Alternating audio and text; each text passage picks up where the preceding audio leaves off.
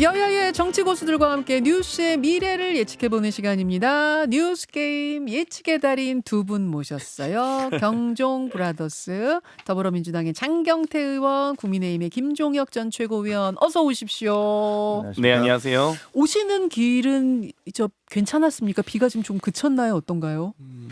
뭐 조금씩 보슬비가 오고 있긴 한데요. 예. 저가 오는 길은 그래도 어찌됐건 뭐 이렇게 크게 뭐 서울 도로 상황은 크게 침수 피해는 없는 걸로 보이고 있습니다. 예, 괜찮으셨어요? 오시는 네, 길? 저는 일산에서 왔는데요. 네. 뭐 별 문제 없었습니다. 아, 여러분 근데 비가 이게 끝난 게 아니어서 계속 긴장하고 계셔야 될 것 같습니다.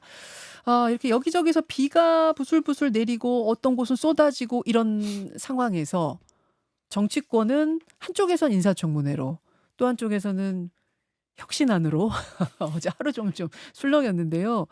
퀴즈를 먼저 풀고 이야기들 풀어가 보죠. 가겠습니다. 1번 문제. 인사청문회 슈퍼위크 마지막 날입니다. 위기를 맞은 두 명의 후보자가 있죠. 강선우 여가부 장관 후보자, 이진숙 교육부 장관 후보자. 야당 측에선 사퇴만이 답이다 말하고 있습니다만 대통령실 측에선 특정한 기류는 없다는 입장입니다. 이진숙 후보자, 강선우 후보자, 과연 이대로 임명이 될까요? 아니면 낙마할까요? 임명된다 O, 낙마한다 X. 그리고 가운데 세모도 있긴 있습니다. 들어주십시오. 김종혁 X 두 분 다 낙마란 말씀이신 저는 거예요? 이제 희망까지 섞어서 한 겁니다. 장경태 의원 세모 드셨어요. 이 세모의 네. 의미는 둘 중 한 명 낙마입니까? 아니면 잘 모르겠다의 세모입니까? 사실 뭐 결론적으로는 대통령의 인사권이기도 하고요. 또 잘 모르기도 하겠습니다. 잘 모르겠다 해서 뭐 잠시 후 해설 드릴게요. 2번 문제. 어제죠. 윤석열 전 대통령의 탄핵 반대 집회를 주도하던 전한길 씨가 한 달 전쯤 국민의힘에 입당했다는 소식이 알려졌습니다. 본명인 전유관으로 입당한 탓에 본인이 밝히기 전까지는 아무도 몰랐던 건데요. 전 씨는 국민의힘 다음 지도부 선출에 영향력을 행사하기 위해 입당했다라고 말합니다. 그리고 직접 출마할 생각도 있느냐는 질문에 상황을 보겠다 이렇게 답했다고 합니다.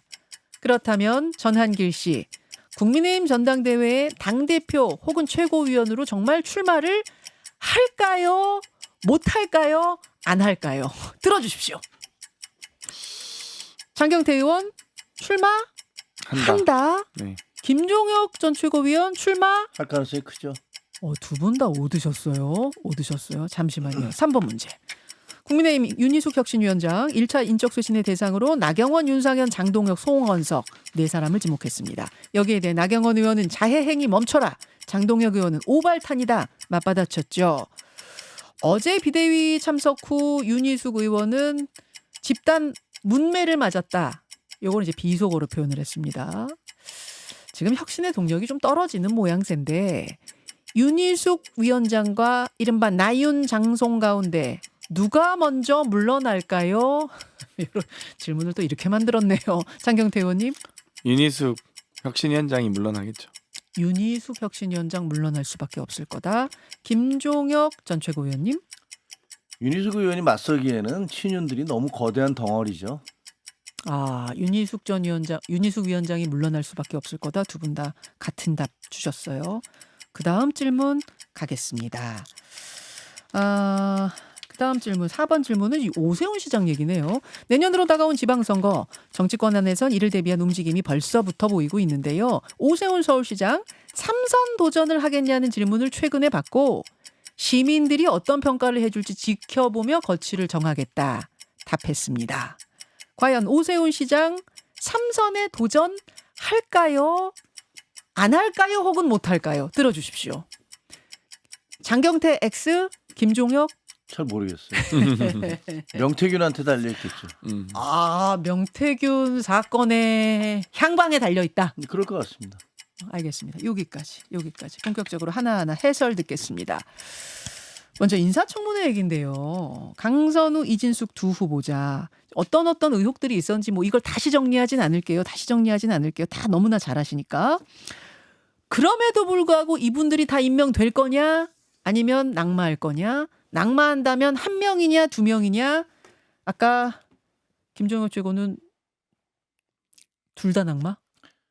마땅히 그래야 된다고 생각을 해요. 어떻게 보면 특권과 갑질의 끝판왕이 뭔지를 보여준 분들이시잖아요. 그리고 무슨 뭐 내로남불 뭐 예를 들면 교육 특권을 철폐하자라고 하면서 어떻게 보면 본인 자체가 교육 특권의 상징처럼 된 분이 교육부 장관을 한다라든가 아니면 그 여성가족부라는 것은 사회적 약자나 가족의 소중함 이런 것들의 가치를 극대화시키는 그런 자리잖아요. 네. 그런데 거기서 그 자기가 그 함께 일하는 사람들을 그렇게 함부로 대하는 분이 그게 여성가족부 장관의 그 자리에 합당한 건지 저는 전혀 맞지 않다고 생각을 해서 이분 두 분들이 물러나는 게 이재명 대통령 정부를 위해서 좋다고 생각을 해요. 만약에 물러나지 않으면 예. 그럼 아마 이제 내부 골병이 시작될 겁니다. 골병이 든다고요? 네, 그러니까 쉽게 얘기하면 이거 알고 보니까 똑같네. 어허. 뭐 겉으로는 뭐 휘황찬란 거창한 얘기하고 뭐 이렇게 말씀하시지만 뭐 사람들 임명하는 거 보니까 거의 뭐 그게 그 밥이 그 나물이네. 뭐 이렇게 생각할 것 같아요. 골병이 시작. 어제 천하람 저 개혁신당 원내대표도 나와서 만약 임명 강행하면 야당이 숨통 트일 거다. 비슷한 얘기를 비슷한 하시죠. 얘기죠. 야당이 숨통 트일 거다. 오히려 도와주는 거다. 이런 얘기 지금 비슷한 맥락으로 하시네요. 자, 장경태 의원님. 아까 이제 뭐 인상권이기 때문에 난 잘 모르겠다라고 말씀은 하셨는데 지금 기류가 정확히 어떤 겁니까? 일단 당의 기류 어떻습니까? 어찌되었건 각각 케이스가 좀 다르긴 합니다. 그러니까 예를 들면 뭐 명확하게 이제 어찌되건 팩트 체크를 하고 가야 되는 사안이고요. 그러니까 이 장관직을 어찌됐건 수행할 수 없다.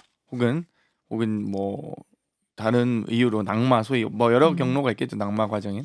근데 그 정도 되려면 어찌됐건 정확한 팩트 체크를 해야 되거든요. 저희도 여러 공천 과정도 그렇고 보면 여러 투서들이 들어옵니다. 네. 그러면 거기에 대해서 단순히 그 투서들을 보고만 판단하는 것이 아니라 여러 가지 팩트 체크도 하고 해당 사항의 여러 가지 이제 그런 부분에 어떤 비교해서 여러 가지 이제 판단을 하는데요. 저는 이제 이 한 분은 조금 뭐 예를 들면 강선우 후보자 같은 경우는 저는 뭐 일을 하다 보면 관계가 소원해질 수도 있고 또 뭐 갈등이 있을 수도 있고 또 거리가 아주 멀어질 수도 있죠. 가장 가까이 붙어 있는 사람이 가장 멀어질 수도 있는 거기 때문에 예. 뭐 그런 경우도 왕왕 있고요. 뭐 여러 가지 일을 하는 과정에서 그렇다면 조금 더 보듬어주고 좀 더 양보하고 좀 더 낮은 자세로 대했으면 어땠을까? 저는 또 사실 그 좀 아쉬움은 있어요. 하지만 그렇다고 해서 이제 뭐 같이 그래도 아마 웃으면서 일하는 사이에서 그러니까 뭔가 같이 일하는 사이에서 좀 이제 뭐 좋지 않은 상황에서 나갔겠죠. 아무튼 그런 과정에서 아무튼 좀 그 과정을 좀 잘했으면 참 좋았을 텐데 하는 아쉬움이 좀 있고요. 아무튼 잘 원만하게 잘 마무리됐으면 좋겠다라는 희망도 가지고 있긴 합니다. 그래서 저도 참 판단이 잘 안 된다는 말씀이고요. 굉장히 언변이 수려하신 장경태 의원인데 이 부분에서 지금 말을 굉장히 상당히 조심하고 왜냐면 있는 게 느껴져요. 양자가 분명히 존재하기 때문에 전 두 양자를 어쨌든 존중하는 입장에서 좀 말씀드리고 싶어서 그렇게 노력을 했던 거고요. 이진수 후보자 같은 경우도 뭐 여러 가지 이 공동 저자냐, 제일 저자냐, 뭐 표절이냐, 뭐 저희도 뭐 카피킬러로 다 논문 표절률 다 검사도 해보고 또 물론 그 카피킬러란 프로그램이 또 완벽하다고는 할 수 없기 때문에 뭐 여러 인용구라든지 각주 겹치는 부분이라든지 다 제거하는 과정도 있고 또 여러 검증을 하지만 뭐 이 부분도 참 뭐 그렇다고 해서 학자로서의 전문성이 없는 거냐 혹은 정말 이 단순히 이 제자 논문을 완전히 베껴서 온전히 본인의 성과로 한 거냐라고 했을 때 또 좀 그 부분도 조금 뭐 아쉽거나 좀 보완할 부분이 있다고 보긴 하거든요. 그래서 저도 이 부분이 참 어떻게 이제 적용해야 될지 고민이 듭니다. 그래서 이거는 결단의 문제다라고 봐요. 네. 결국 대통령 결단의 문제다. 결정사항이다. 네, 결정사항이다. 대통령한테 말씀하세요. 빨리 이거 정리하셔야 된다고. 물론 저는 아무튼 뭐 두 개의 경중이 좀 있긴 한데 뭐 어찌됐건 그 부분은 이제 뭐 판단의 영역이다 봅니다. 굉장히 지금 난처해하고 계시는데 그 아니, 느껴져 막 되게 느껴져요. 조심스럽게 얘기하시는 너무 이해는 난처해하시는 게 돼요. 느껴져요. 근데 이제 강선우 의원 같은 경우는 이게 갑질 의혹이다 보니까 다른 게 아니라 갑질 의혹이다 보니까 대다수의 국민들의 들이 을의 입장에서 이 생활하는 상황에서 굉장히 감정선을 건드린 문제 아니냐라는 얘기가 지금 그렇죠. 나오고 있어서 아마 대통령실의 고민도 그 부분일 것 같거든요. 낙마를 결국 가지 않겠냐는 보도도 사실은 어제는 좀 꽤 나오기도 했고 어떻게 생각하세요? 근데 명확하게 팩트 체크로만 따지면 사실 조금 더 이진숙 후보자 쪽에 좀 더 저는 가까운 것 같긴 한데요. 이진숙 후보자가 조금 더 문제가 많다고 보신다는 네네. 거예요? 그러니까 뭐 예를 들면 저도 아직 이제 갑질 의혹에 네, 대해서 예. 그 모든 소위 의혹이 다 사실이라고까지는 저도 아직 확인하지 못했어서 뭐 일부는 그러니까 그래서 그걸 다 확인하지 않고 판단하기는 좀 어렵다라고 보고요. 차라리 그 의혹이 네. 사실관계로 딱 그냥 명확하게 나오면 모를까. 의혹만을 가지고 한다면 앞으로 진짜 억하심정 있으면 다 낙마할 수 있는 거죠. 그래서 좀 아무튼 좀 이 부분도 좀 정확하게 좀 체크가 됐으면 좋겠습니다. 제가 뭐 체크하진 않아서. 낙마를 한 명을 한다고 하면 그거는 강선우 후보보다는 이진숙 후보다 이렇게 보시는 거예요? 저는 그쪽이 좀 더 예. 예. 팩트체크가 좀 더 돼 있다는 말씀이죠. 그런 의원들끼리 그 카르텔을 만들어서 어떻게 보면 의원들끼리 봐주기라는 느낌이 들어요. 그 오히려 강선우 후보자가 더 문제라면 뭐 둘 다 문제시지만 그리고 그냥 가장 기본적으로는 아니 사람이 그렇게 없습니까? 이 정부에서 그 인재풀이 그 정도밖에 안 되겠습니까? 그러니까 다른 분들 중에서도 괜찮은 분들 꽤 있을 거예요. 왜 이분들을 고집해야 되는지를 저는 이해할 수가 없어요. 그러니까 그냥 이거 잘못됐습니다. 이거 우리가 인사 검증할 때 이렇게 인수위도 없었고 그러니까 과정 중에서 뭐가 좀 소홀했던 것 같습니다라고 그냥 깨끗하게 이야기를 하고 정리하시는 게 그 우리도 그랬어야 돼요. 그러니까 저는 뭐 이거는 여야 상관없이 예.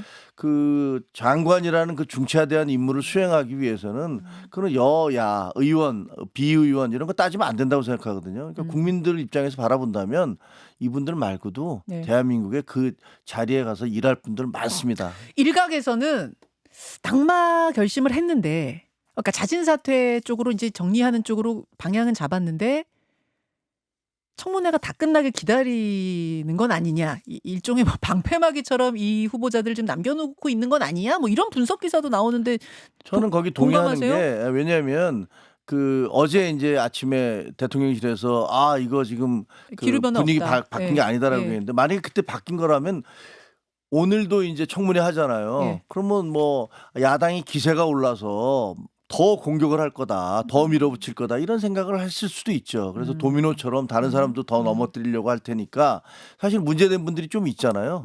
그러니까 그것 때문에 그리고 내부에서 그 예를 들면 좀 지지하는 언론 같은 쪽에서도 굉장히 비판적으로 나오니까 그걸 좀 네. 차단하기 위해서 그런 거 아닌가라는 생각은 있더라고요. 그럼 낙마가 아까 2명 다 낙마할 거다 말씀하셨는데 된다고 하면 그건 한 일요일쯤 된다고 보세요? 혹은 그러니까 다음 뭐, 주까지? 그렇죠. 주말을 거치면서 네. 결정을 해서 대통령의 결단의 형식으로 하든가 네. 아니면 본인들이 이제 뭐 사퇴를 하는 식으로 하든가 하지 않을까 싶습니다. 자, 장 의원님. 저는 뭐 일단 뭐 여러 가지 지금 수해 복구라든지 수해 피해가 최소화하는 노력이 대통령실의 일 목표가 됐을 거다라고 보고요.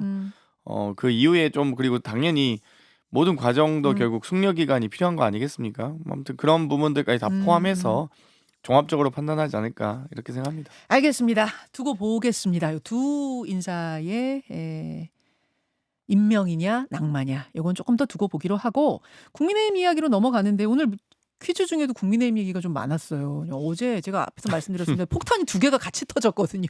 하나는 윤희숙 폭탄, 하나는 전한길 폭탄. 전한길 씨 얘기부터 좀 하겠습니다. 저는 깜짝 놀랐어요. 전한길 씨가 본명이 아닌 줄 몰랐거든요.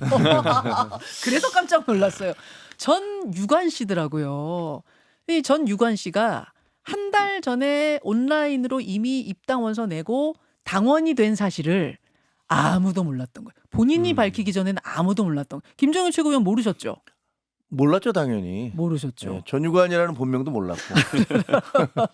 저는 당연히 전한길 씨가 본명인 줄 알았는데 그래서 입당 절차가 이미 끝난 상황이었습니다.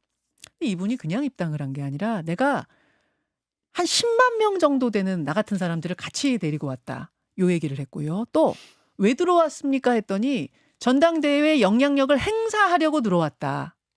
이런 이야기를 했습니다. 그것에서 한 단계 더 나아가서 혹시 최고위원 출마하세요? 라고 기자가 물어봤더니 아까 뭐라고 그랬죠? 상황을 지켜보겠다. 그러니까 안 나가겠다가 아니라 상황을 지켜보겠다. 이렇게 답을 한 거예요. 자, 장경태 의원 어떻게 보십니까? 뭐 당연히 최고위원 출마할 거라고 보고요. 당연히요. 또 이제 정당에서 저도 이제 서울시당 위원장을 맡고 있습니다만 이 복당 절차는 대단히 까다롭게 되어 있는데 입당 절차는 까다롭지가 않아요. 그래서 그냥 온라인으로 핸드폰으로 누구나 다 입당하실 수 있고요. 다만 이제 입당한 이유라 할지라도 네. 현저히 뭔가 문제가 있거나 또 이상 징후가 있을 경우에는 또 입당을 보류한다든지 그런 절차들이 있습니다. 그래서 재심 절차들이 있다는 점 말씀드리고 싶고요. 아마도 근데 전환길 씨가 갖고 있는 정치적 자산은 결국 다 전광훈 씨의 자산 아닙니까? 음흠. 그러니까 사실상 이 소위 아스팔트 집회에 있는 태극기 집회의 이 정치적 자산을 데리고 온 거기 때문에 사실상 그냥 그 10만 명은 그냥 사랑제일교회 교인들로 채워지지 않았을까 이런 그냥 의혹들이 있는 것 같고요. 혹은 이 과거에 이제 뭐 그런 약간 극우 유튜버들에게 선동된 네. 그런 입당이 아닐까. 근데 또 10만 명이 입당했다면 유튜버들까지 영향은 없을 것 같아요. 왜냐면 신도들로 해서 아름아름해서 들어왔겠지. 그렇게 대거 유튜버분들이 극우 유튜버분들이 막 얘기를 했으면 저희가 미리 알았겠죠. 최고위원으로 당연히 할 거라고 그러셨는데 당연히 그럼 당선도 될 거라고 보세요? 그 정도면 당선권이죠. 당선권이다. 김종혁 최고위원이 지금 굉장히 심란한 얼굴로. 그래서 결국 위원정당이 돼야 됩니다. 국민의힘 위원정당 되고요. 다시 재창당하시고 혹은 지금 뭐 소위 홍준표 신당이니 한동훈 신당이니 만들어야 될 상황인 거지.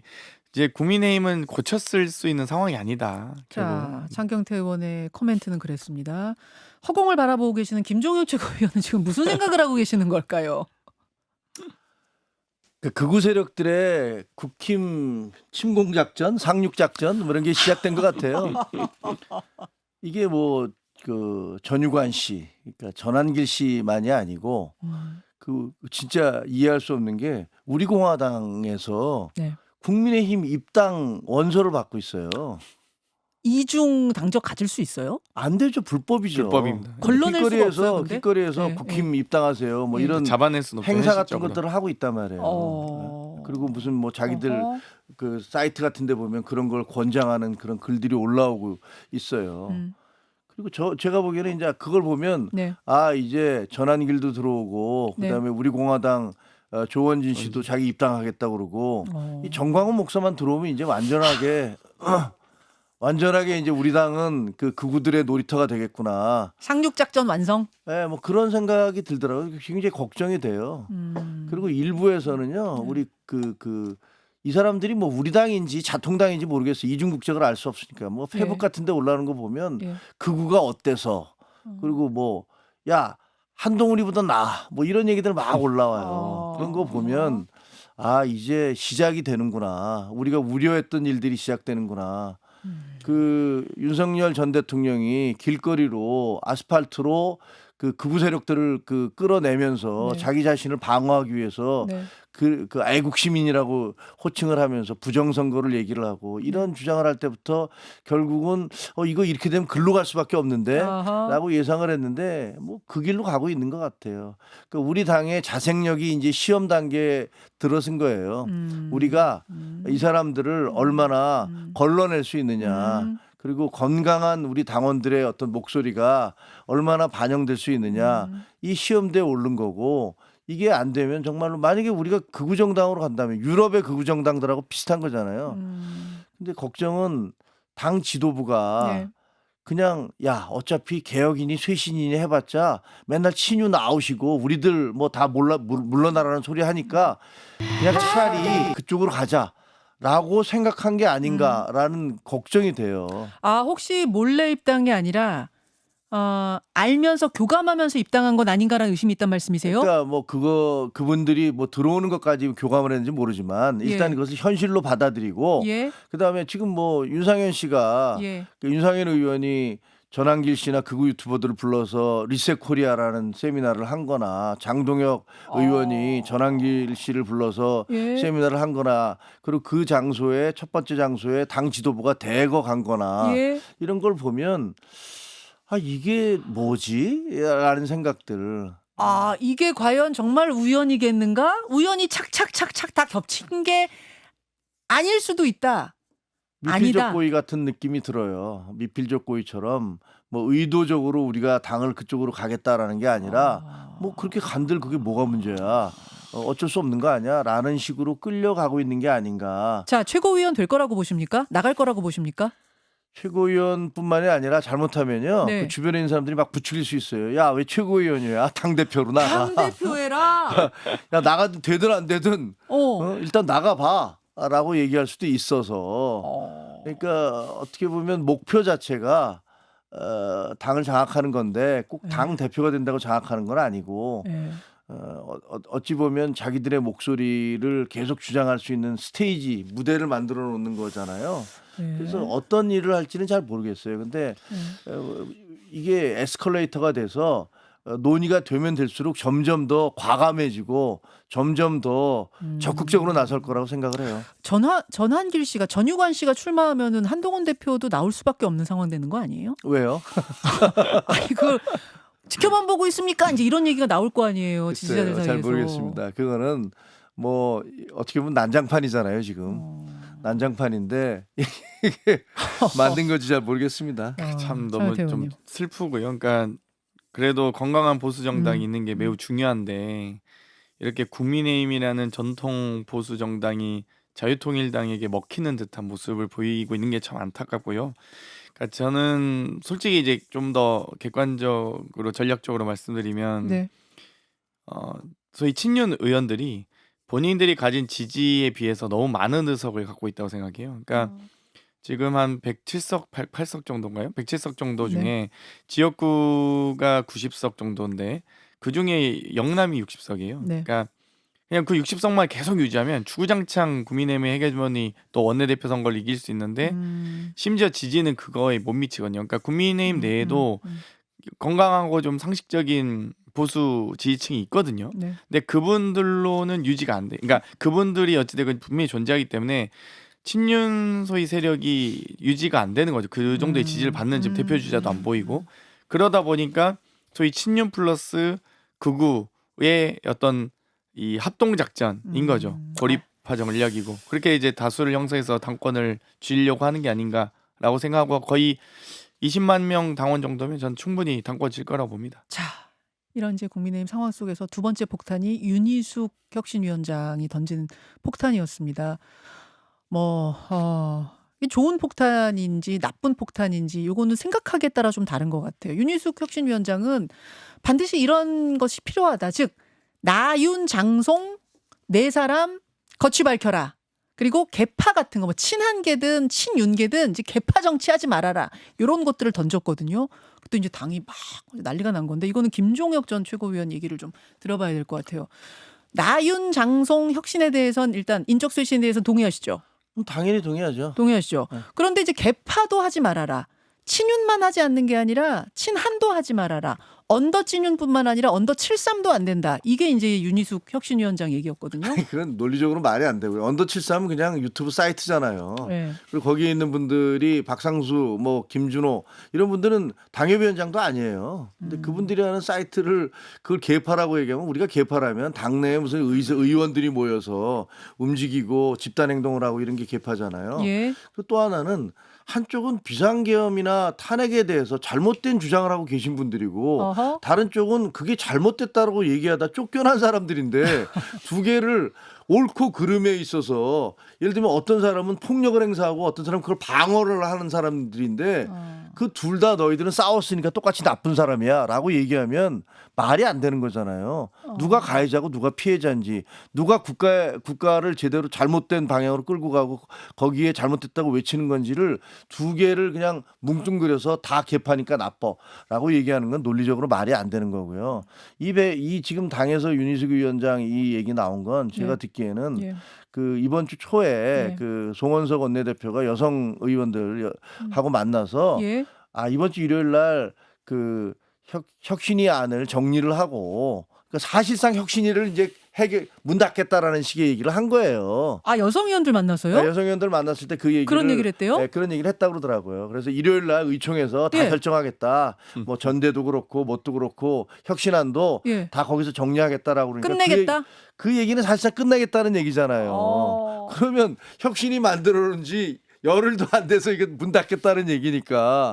그럼 그 얘기 들으면서 윤희숙 위원장은 무슨 생각하겠어요? 그러니까 상당히 뭐 본인은 열 받았을 것 같아요. 그러니까 거기서 나오면서 바로 그 다음 날 이제 막 4명 나가라 뭐 이런 식의 폭탄 선언을 하고 있는 것 같은데 어찌 보면 윤석열 전 대통령이라는 권력이 사라지고 난 다음에 지금 당내에서 만인에 대한 만인의 투쟁 같은 게 비슷하게 벌어지고 있는 거예요. 뭐 극우들도 들어오고 뭐 혁신 세력도 주장을 하고 있고 당권파들도 또 떠들고 있고 뭐 이런 것들이 막 뒤섞이면서 뭐 어떻게 보면 난리 법석을 떨고 있는 그런 상황이죠. 알겠습니다.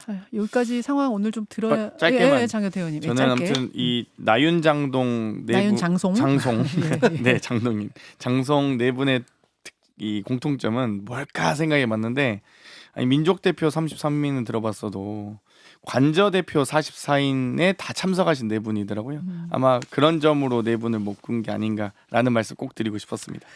여기까지 상황 정리해봤습니다. 김종혁, 장경태, 김종혁 두 분 고맙습니다. 고맙습니다. 김현정의 뉴스쇼는 시청자 여러분의 참여를 기다립니다. 구독과 좋아요, 댓글 잊지 않으셨죠? 알림 설정을 해두시면 평일 아침 7시 10분 실시간 라이브도 참여하실 수 있습니다.